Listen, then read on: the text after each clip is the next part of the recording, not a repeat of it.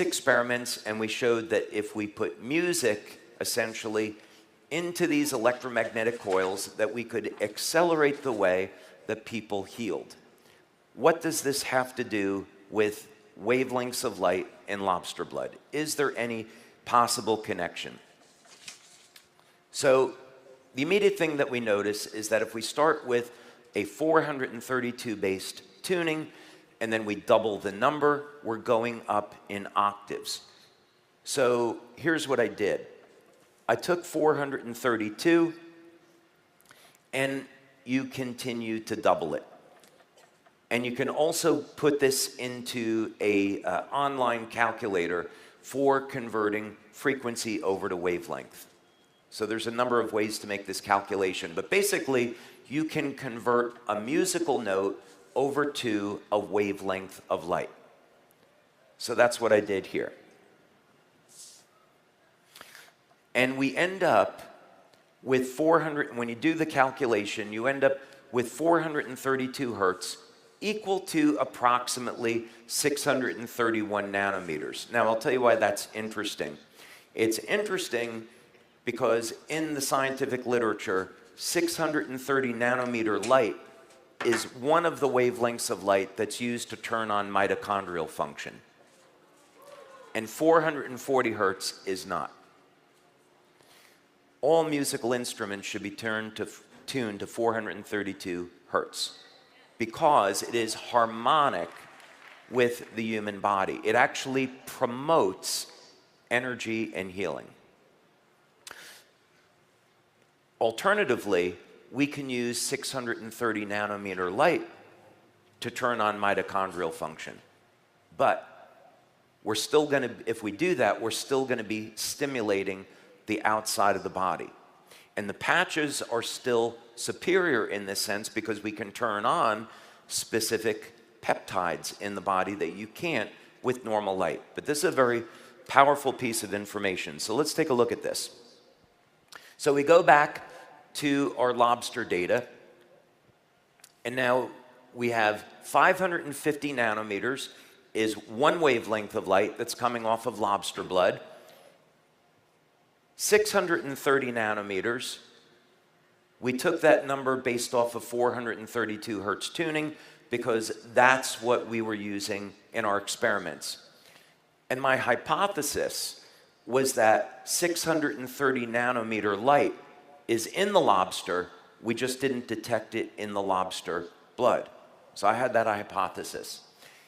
And then the other wavelength of light was somewhere on the chart, it would be somewhere between 700 and 709 nanometers, roughly. Those are the wavelengths we were working with. So this was my first invention that came off this process. I call it a biophotonic reflector and ended up getting several patents on this.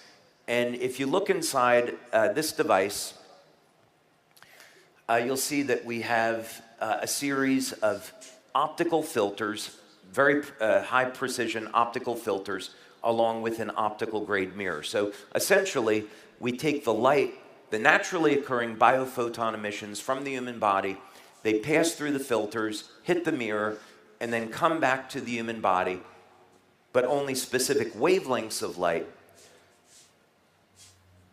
stimulate the surface of the skin. So that was the idea behind this. Let's see if we could treat the surface of the skin with the same wavelengths of light that are responsible for keeping lobsters young. Did that make sense? Okay, that was the objective. We got 2 to 3 years of age reversal in 10 minutes. And the way we measured this was through looking at the cell capacitance, the size of the cells. So a measure of how cells age is in their size. As we age, the cells will begin to shrink. And the electrical charge of the cell will start to become smaller. It's one of the mechanisms that's not well known about how a healthy cell goes and becomes cancerous tissue, and how ultimately cancer can be treated naturally. But that's a different subject. Yes, So we can correlate aging to the electrical charge around the cell. So when you use this device, the cells expand, cells become younger. But it's almost too rapid.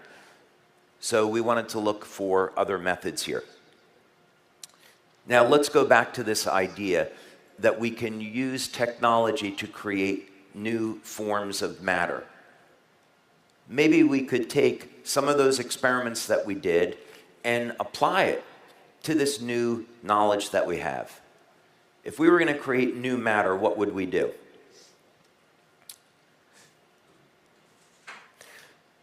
Hydrogen, as it turns out, has a metallic state. So of course we're familiar with hydrogen and water, but if we just take hydrogen, of course it's a gas, we can compress hydrogen and turn it into a liquid, and of course that's a cryogenic material.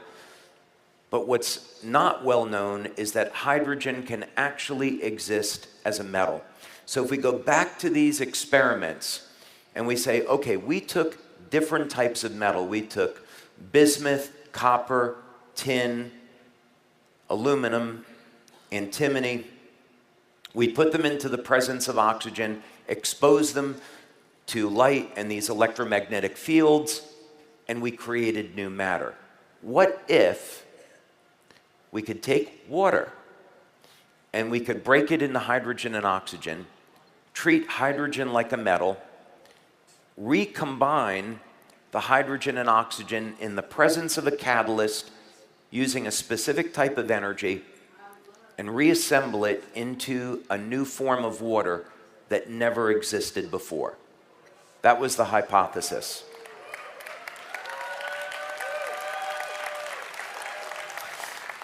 So if we could achieve this, what it would literally mean is that if we could do it, we could create a new type of water that had photons of light embedded into the bonds of the water, so that when you drank the water, it would release that light into the body. That was the goal here. And that's how we got from where we started to where we are now in this presentation. So I built this machine that was it was a great Tony Stark moment for me. It was maybe about 3 feet wide and about 9 feet long. And we started getting drops of water coming out of this thing. And it was incredible to see it for the first time. But it was so slow, it was so painful. But we did it. So everyone knows what ice looks like. Here's a beaker of distilled water where we freeze it. Now what we're going to do is we're going to take this new water and we're going to do the same thing. We're going to freeze it. So why do we want to freeze it? Well, it's a phase change. Another hypothesis here is that as water goes from being a liquid to a solid, in chemistry that's a phase change. So can we see whether or not the light in the water is going to be released when the water changes state? Because that would represent a change in the bond angle, so it would make sense to me that the light would be released during that process. And that would be a really great thing, because it would mean that once the water gets into the body, the water will phase change and release the light. So let's see what happens. We started freezing it, and we started to notice these highly coherent threads of water crystals. So this was important because we know that if you were to have a structured water, the water is highly organized. So we start to see some evidence here. And, sorry, I had skipped ahead one. Okay, now we're good. When the water freezes completely, really interesting things happen. We get a vortex funnel that occurs at the center of the beaker. And of course, we associate vortexes with natural energy and living systems. If you look at the beaker from underneath, again, you can see this implosion that occurs as the water crystals move towards the center. as compared to the control. As you change the wavelengths of light that we use to treat the water, different shapes start to appear, living shapes start to appear. In some samples, they resemble an egg. And what do we think about eggs? Eggs are life. And depending on the type of water that we use and the treatment and the amount of treatment time, we get an increase in the density of the number of water threads. So what this means is that we can control how much light is in the water through the settings. You probably would like to see this now, right? Okay. We're going to watch now a time-lapse video that we took. What we did in our lab was we took a freezer. Okay, we're going to play it, so just watch it. We have our freezer, and it has a glass front. We have a time-lapse camera. So you're seeing this water sample being frozen over a period of about 4 or 5 hours.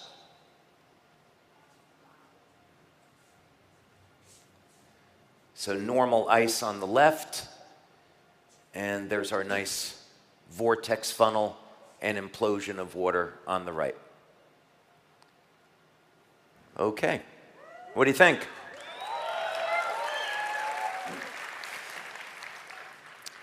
And then sometimes really weird things will happen when we're playing with the settings on the machine.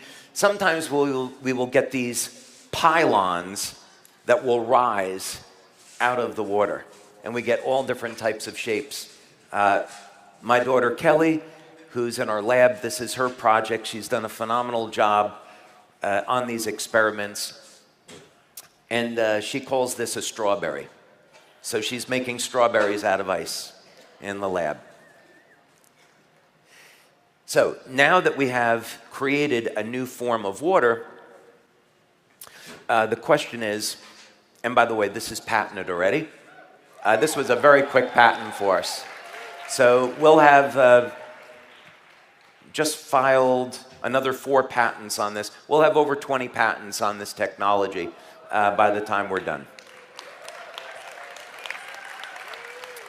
So we need to be able to determine if there's any benefits from drinking this water. Now we've created this new form of water, never existed before. Now we want to know if there's any longevity benefits. But what happened next, I think, was even more incredible. We had created this new water, never existed before. We did it from using a piece of equipment that has only been around since the 1950s, spectrophotometry. So prior to the 1950s, there would have been no way to figure out what wavelengths of light lobsters were emitting, which was fundamental to this discovery. What I found, though, what I didn't expect, is that the same codes, the same living codes that I used to create this technology were found in a book from 5,000 years ago. The key to this discovery was already in the Bible. Let's go to the video.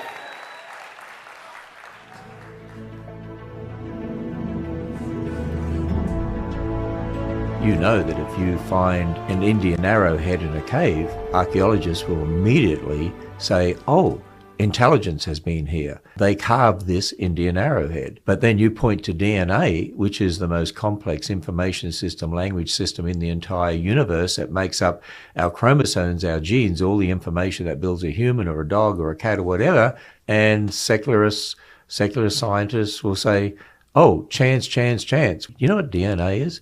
It's like a complex information system. You see, life is built on information. Do you know how much information there is in living systems on this planet? It's not billions, it's not trillions, it's actually zillions of bits of information. And you know what?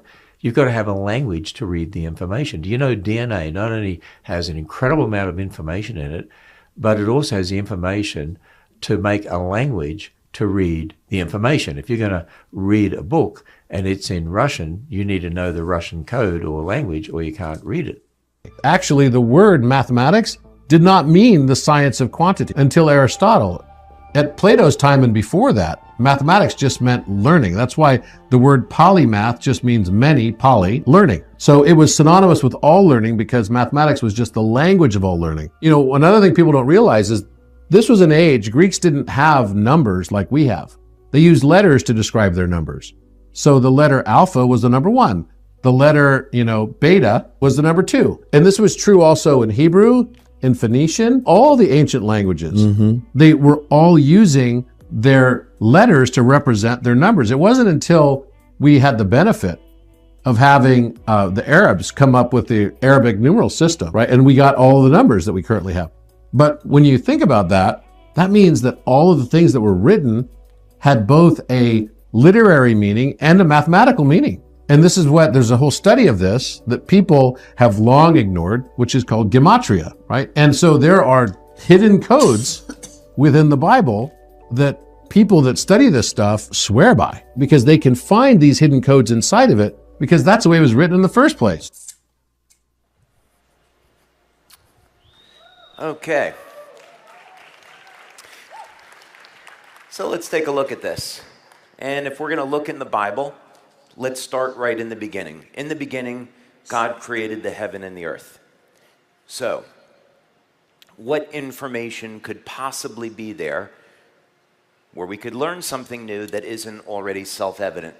Well, there is, as it turns out, more information there in this one simple sentence than we might normally think. So let's look at it. First of all, in the beginning. We can think of this as representing the concept of time. Past, present, future. God created the heaven. Well, heaven is kind of everything around us. That's space, length, width, and height. And the earth, that represents matter, solid, liquid, gas, plasma. So here in this first sentence, we have the very foundation of everything around us. And actually, this is quite consistent with how we might think of the start of everything. So in other words, God is outside of normal space and time. There's this event called the Big Bang, if that's how everything really began, and then all matter and everything around us came from that. And in this one sentence, all those concepts are there. But let's dig a little bit further. So we're going to look at the book of Genesis in the Hebrew, because we can convert Hebrew over to a numerical code. We can convert the letters over into numbers, and we can convert the words over into numbers. So if we were to look at, in the beginning, God created the heaven and earth, in Hebrew, this is what we would see.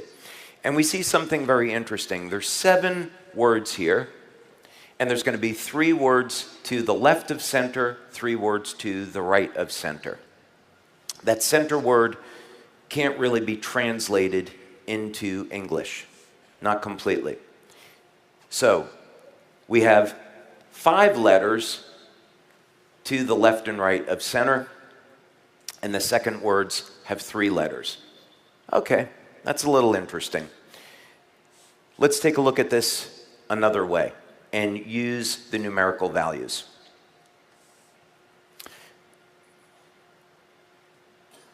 First, let's go back one slide, because actually there was something here I wanted to show you that wasn't here. We can look at this as being a ratio. 3 words out of 7, or 7 words and then 3. 3, 7, 7, 3. Those numbers mirror one another. Oops. Try that again. Okay. So we're going to convert these letters and words over into numbers now, and this is what it's going to look like. So far, they just look like numbers and nothing really much more about that. Oh, there's our 3773. My mistake. Okay, so we got these 7 words total, 3 on the left, 3 on the right. Now, let's just start someplace and let's add all of these numbers together. We come up with 2,701. Okay, so far, nothing really remarkable about that. Apparently, however, 2071 is 37 times 73. 3773. And I want you to remember that 3773 because later on it's going to become very important because it was foundational to a discovery I made. 37 happens to be the 12th prime number. 73 is the 21st prime number. 1221. Those numbers mirror one another. Maybe there's something about that that we're supposed to pay attention to.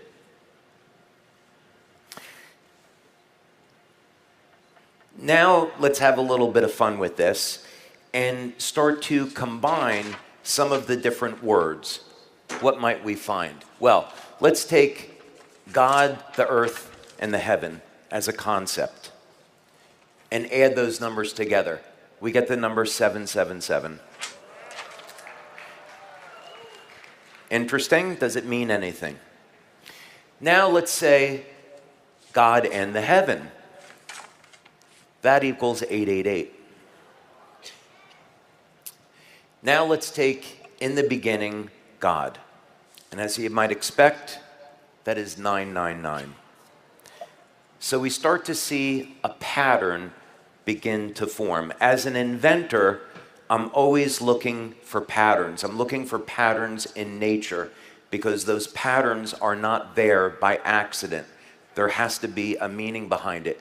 So if the Bible is indeed the inspired word of God, then what you would expect from a being that created everything is that God would have to be the ultimate scientist, physicist, inventor, creator, and that God would put a mathematical code into the Bible for people to discover so we could believe. But maybe it's also an instruction manual. What about that? So I looked at these numbers and I thought, let's go back and look at 3773 again. So 777 is 37 times 7 times 3. That's kind of interesting. 888 is 37 times 8 times 3. And 999, 37 times 3 times 3 times 3. This is starting to not look like a coincidence. And these numerical codes are only the beginning, because you see these numerical codes throughout the Bible. But what does this have to do with lobster blood? Is there any connection there? So we go back to these wavelengths of light. What we had already seen was that 550 nanometers, 630 nanometers, and 700 to 710 nanometers, when we created this biophotonic reflector, we found it was capable of, at least in part, reversing part of human aging. So we have in the book of Genesis the story of creation, the story of human beings, and then ultimately the fall of man. So you might expect, if there's a mathematical code in the Bible, in the story of creation, we might find that same mathematical code in nature. But you can see that these numbers are not the same as 777, 888, 999. So on the surface, well, there doesn't seem to be a pattern there. But wait, 3773. What if instead of that just describing the number of words and the way those words are arranged in the book of Genesis, what if it's a ratio? What if what God is trying to tell us is you need to look at the ratio of these numbers? So that's what I did. Let's take a look at that. There's our biblical code. There's our lobster code. 777 divided by 888 is 0.875. 999 divided by 888 is 1.125. So we're going to take 631 nanometers at the center over here on our wavelengths, multiply it by 0.875, and we find about 550 nanometers. When we're working with light, if we're within 3 to 5 nanometers of a target, it's considered relevant. And when we're looking at spectrophotometry data, that is about the tolerance that we work with. We take 631, multiply it by 1.125, and there is our 710 nanometers. So the implication to this is pretty extraordinary. It shows that there is a mathematical sequence of numbers that aren't there, that's arbitrary. And this ratio, same ratio, can be found in living systems. Or Spock would say, it literally is Genesis.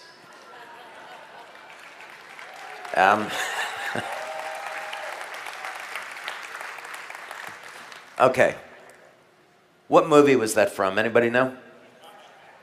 Star Trek what? Which Star Trek movie? 1, 2, 3, 4, 5, 6? Star Trek 2. Come on. I know my friend Matt over here knows the answer. He's just not saying anything.